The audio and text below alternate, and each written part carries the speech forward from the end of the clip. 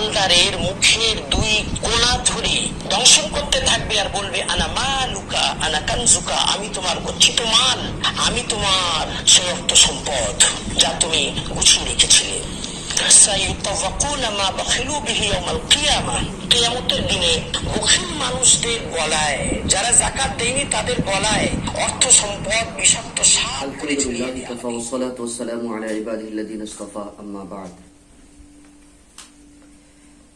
দেশ পরদেশ থেকে যারা আমার ভিডিওটি দেখতেছেন সবাইকে জানাই আমার দিলের গভীর স্থল থেকে আন্তরিক শুভেচ্ছা ও সালাম। আসসালামু আলাইকুম ওয়া রাহমাতুল্লাহি ওয়া বারাকাতুহু। প্রিয় শ্রোতা মণ্ডলী, আজকে আমি আপনাদের সম্মুখে যাকাত বিষয়ে আলোচনা করব। সর্বমোট আলোচনা হবে 5টা বিষয় নিয়ে। সর্বপ্রথম আমি আলোচনা করব যে যাকাত কাকে বলা হয়, যাকাতের অর্থটা কি, যাকাত আমরা কি জন্য দেব। দ্বিতীয় নম্বরে আমরা যদি যাকাতের ফজিলত এর বিষয়ে আয়াত এবং হাদিস কি বলেন। তৃতীয় পর্যায়ে আমরা আলোচনা করব যদি আমরা যাকাত না দেই, যারা যাকাত দেয় না তাদের বিষয়ে আল্লাহ তাআলা কোরআনের মধ্যে কি শাস্তি বা আল্লাহ রাসূল সাল্লাল্লাহু আলাইহি সাল্লাম হাদিসের মধ্যে কি আযাবের কথা বর্ণনা করেছেন সেটা আলোচনা করব। তো যাকাত না দিলে কি হবে। চতুর্থ পর্যায়ে আমরা আলোচনা করব কত টাকা কত ধন সম্পদ হলে আমার উপর যাকাত ফরজ হয়। তো নিসাব, কাদের উপর যাকাত ফরজ হয়, কোন পর্যায়ের মানুষের উপর যাকাত ফরজ হয়, এই বিষয়ে আলোচনা করব। সর্বশেষে আমি আলোচনা করব যাকাতের মাসরাফ নিয়ে। আমরা যাকাতটা কোন কোন ব্যক্তিকে দিতে পারবো, কোন কোন জায়গায় আমরা যাকাতটাকে খরচ করতে পারবো, যাকাতের উপযুক্ত কে এবং কারা, এই বিষয়ে সর্বমোট 5টি বিষয় আলোচনা করব ইনশাআল্লাহ। তো আপনি যদি শেষ পর্যন্ত দেখেন তো বিস্তারিত আলোচনা আপনারা জানতে পারবেন। তো সর্বপ্রথম যাকাতের অর্থ হলো পবিত্রতা, পাক পবিত্রতা। সেটা আমরা কোরআনের আয়াতের দ্বারা জানতে পারি।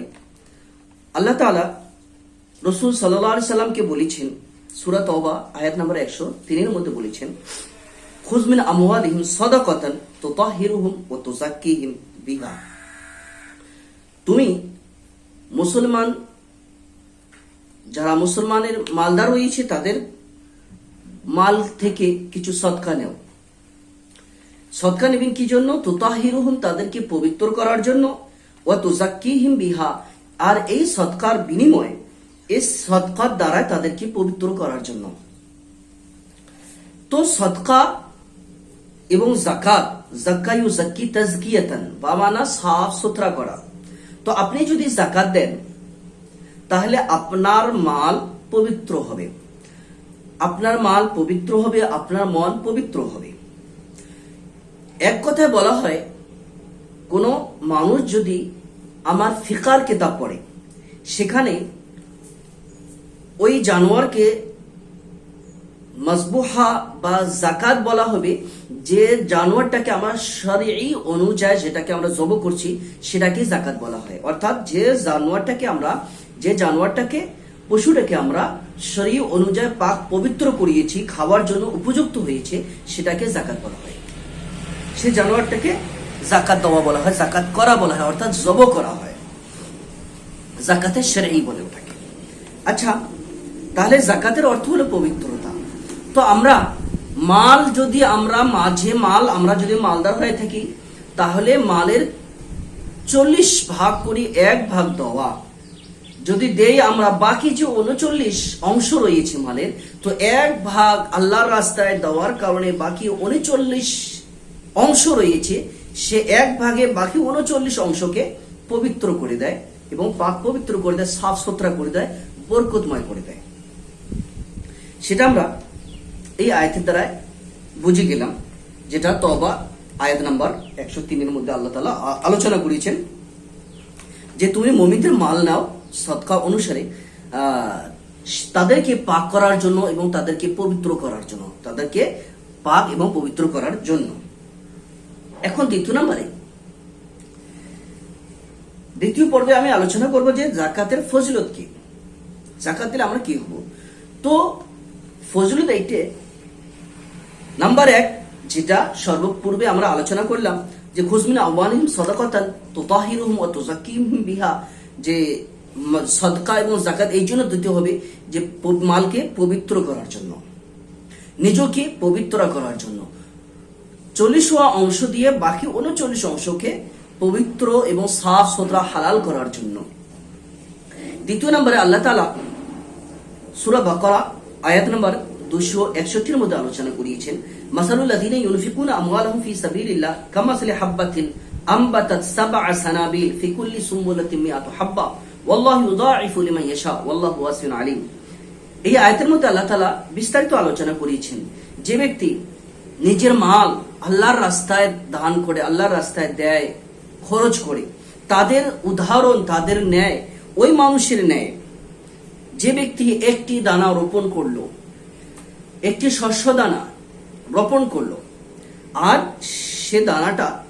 সে দানার থেকে 60টি শীষ বাইর হয়ে আসলো এবং প্রত্যেকটি শীষের মধ্যে 100টি দানা রয়েছে। এখন তাহলে আপনারা খেয়াল করতে পারেন, যে ব্যক্তি একটা দানা রোপণ করে সেখান থেকে 7টি শীষ উৎপাদন হয় এবং প্রত্যেকটি শীষের মধ্যে 700টি দানা, এর উদাহরণ দিয়েছে আল্লাহ তাআলা ওই মানুষের যিনি 1 টাকা আল্লাহর রাস্তায় সঠিক নিয়তে ইখলাসের সহিত আল্লাহর রাস্তায় দান করে, তাহলে তার 1 টাকার বিনিময়ে আল্লাহ তাআলা 700, শুধু 700 নয় বরং তারপরে বলেছেন ওয়াল্লাহু ইউদাঈফু লিমান ইয়াশা, আল্লাহ তাআলা এর থেকে আরো অধিক দেয় যাক চায়, যার মন পবিত্র থাকে, যার শুধুমাত্র আল্লাহকে রাজামন্দি করার জন্য, আল্লাহর হুকুম আহকামকে আদায় করার জন্য, আল্লাহকে সন্তুষ্টি করার জন্য দেয়, তাকে আল্লাহ তাআলা ওয়াল্লাহু ইউদাঈফু লিমান ইয়াশা, আল্লাহ তাকে অতিরিক্ত আরো কত দেয় সেটা অগণন। তো নিম্ন শ্রেণী হলো যে ব্যক্তি আল্লাহকে সন্তুষ্ট করার জন্য একটি দানা দিবেন, 1 টাকা, 100 টাকা, তাকে আল্লাহ তাআলা তার বিনিময়ে 700 টাকা দিবেন। তো এটা দুনিয়াবী ফায়দা হলো। দুনিয়া ফায়দা হলো যে আপনি আল্লাহ রাস্তা যদি দেন তাহলে আল্লাহ তাআলা তোমাদের মালকে বড়াইবে, বেশি করে দিবে, বরকত দিবে মালের মধ্যে। আর উখরাবী ফায়দা হলো আল্লাহর সন্তুষ্টি আপনি পাবেন, আল্লাহ তাআলা আপনার উপর যখন সন্তুষ্ট হবে আপনাকে জান্নাত দিবেন, জাহান্নাম থেকে বাঁচিয়ে দিবেন। এগুলো হলো উখরাবী ফায়দা। আচ্ছা, এখন যদি আপনি যাকাত যদি না দেন তাহলে আপনার কি হবে? আমার তৃতীয় পর্বের আলোচনা হলো যে যদি কেউ কোনো ব্যক্তি যাকাত না দেয় তাহলে তার কি হবে। সর্বপ্রথম আমি বলি, তার জন্য দুনিয়াবী শাস্তি হলো আল্লাহ তাআলা তার জন্য অসন্তুষ্টি, আল্লাহ তার উপর অসন্তুষ্ট হয়, তার জিন্দেগির মধ্যে বরকত কমে দেয়, তার জিন্দেগির মধ্যে সুখ এবং চেন আল্লাহ চিনি নেয়। লাখো টাকা ইনকাম করে, সে টাকার মধ্যে বরকত পায় না, সে টাকার মধ্যে বরকত থাকে না, আল্লাহ তাআলা তার শান্তি জীবন থেকে ছিনিয়ে নিয়েছে, ঘুম পাড়তে পারে না, সঠিকভাবে সে শুতে পারে না, বেমার দিয়ে ভর্তি। তো এগুলো হলো যাকাত না দেওয়ার কারণে। আর উখরাবী আযাব হলো আল্লাহ তাআলা বিভিন্ন প্রকারের আয়াত অবতীর্ণ করছেন, হাদিস অবতীর্ণ করছেন, যেটা আপনি শুরুতে দেখেছেন আল্লামা চাঁদপুরি রহমতুল্লাহ আলাইহি কি বলেছেন। আমি ওইদিকে না যেয়ে বুখারী শরীফের একটি হাদিস 1403 নম্বর হাদিস, যেটা আবু হুরায়রা রাদিয়াল্লাহু আনহু থেকে বর্ণিত আছে, যেটা আল্লামা নাসিরুদ্দিন চাঁদপুরি বলিয়েছেন, যে মালদারের জন্য একটি সাপ নিযুক্ত করা হবে, যারা যাকাত দেয় নাই সে সাপ তার গলার মধ্যে লটকে দেওয়া হবে এবং মালদারে ঠোঁটের মধ্যে 2 কোণার মধ্যে দংশন করতে থাকবে আর বলবে আমি তোমার ওই মাল যাকে তুমি সঞ্চয় করে রেখেছ, যার যাকাত দেওয়া হয়নি। এবং কোরআনের আয়াত থেকে আমি আলোচনা করি, সূরা তাওবার 34 নম্বর আয়াত, 34 নম্বর আয়াতে আল্লাহ তাআলা আলোচনা করেন, আল্লাযীনা ইয়াকনিজুনা আয-যাহাবা ওয়াল ফিদ্দাতা ওয়া লা ইউনফিকুনাহা ফি সাবিলিল্লাহ ফাবাশশিরহুম বিআযাবিন আলীম। ওই সমস্ত মানুষকে আপনারা বলে দেন, ওই সমস্ত মানুষের জন্য যারা ইয়াকনিজুনা আয-যাহাবা ওয়াল ফিদ্দা, যারা স্বর্ণ এবং রূপো চাঁদি এগুলোকে সঞ্চয় করে রেখে দেয়। ওয়ালা ইউনফিকুনহা ফি সাবিলিল্লাহ, আর তারা তাদের সঞ্চয়কৃত মালকে আল্লাহর রাস্তায় খরচ করে না। তাদের জন্য কি ফাবাশশিরহুম, তাদেরকে খুশখবরি দাও, কিসের? বিআযাবিন আলীম, ভয়ঙ্কর আযাবের, দর্দনাক আযাবের। তাদের জন্য দর্দনাক আযাব রয়েছে। এরপরে আয়াতে আল্লাহ তাআলা আলোচনা করেন, আয়াত নাম্বার 35, 35 নম্বর আয়াত সূরা তাওবারই। সেখানে আল্লাহ তাআলা বলেন, ইয়াউমা ইউহমা আলাইহা ফি নারি জাহান্নাম ফাতুকওয়া বিহা জিবাহুহুম ওয়া জুনুবুহুম ওয়া যুহুরুহুম।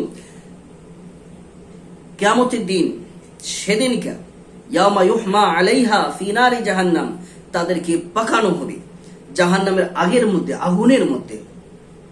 ফাতুকওয়া বিহা, সে মালগুলোকে জমায়া, ওই মালের দ্বারা তুকুয়া, জ্বলানো হবে, শেক দেওয়া হবে, জিবাহুম, তার কপালের মধ্যে, পেশানিতে, ওয়া জুনুবুহুম, এবং দুই পেহলুর মধ্যে, ওয়া যুহুরুহুম, এবং পিঠির মধ্যে। অর্থাৎ কোন একটি জায়গা বাদ রবে না, সেখানে মালের আযাব আসবে না। সে আগ বনে আসবে, আর সে মুখমণ্ডলে লাগবে আগুন, মুখমণ্ডল পুড়ি দেবে, দুই পেহলু পুড়ি দেবে এবং পিঠ পুড়ি দেবে। এই আগুন কি জন্য? আল্লাহ তাআলা বলবে, হাদা মা কানাসতুম লিআনফুসিকুম, এগুলো ওই সমস্ত মাল যেটাকে তুমি সঞ্চয় করে রেখেছো, মা কানাসতুম, যেটাকে তুমি সঞ্চয় করে রেখেছো, লিআনফুসিকুম, তোমার নিজের জন্য। ফাযুকু, এখন চাখো, এই মালে হয় যেগুলো মাল তুমি সঞ্চয় করে রেখেছো, এগুলোই মাল, এখন ভক্ষণ করো। মা কুনতুম তাকনিসুন, যে সমস্ত জিনিসকে, যে সমস্ত মালকে তুমি সঞ্চয় করে রেখেছো, এখন এগুলো তুমি ভক্ষণ করো। এগুলো হলো আযাব। এছাড়া অনেক আযাবের বিষয় আল্লাহ তাআলা উল্লেখিত করেছেন। সময় যেহেতু শর্ট, এই জন্য আমি বিস্তারিত আলোচনা করব না। এখন আমি চতুর্থ পর্যায়ে আলোচনা করব যে কোন মানুষের উপর যাকাত ফরজ হয়, সাদকাতুল ফিতর ফরজ হয়। এখন হলো, খেয়াল রাখবেন, 3 প্রকারের মাল যার কাছে আছে তাদের উপর যাকাত ফরজ হয়, যদি সেটা নিসাবে পৌঁছে।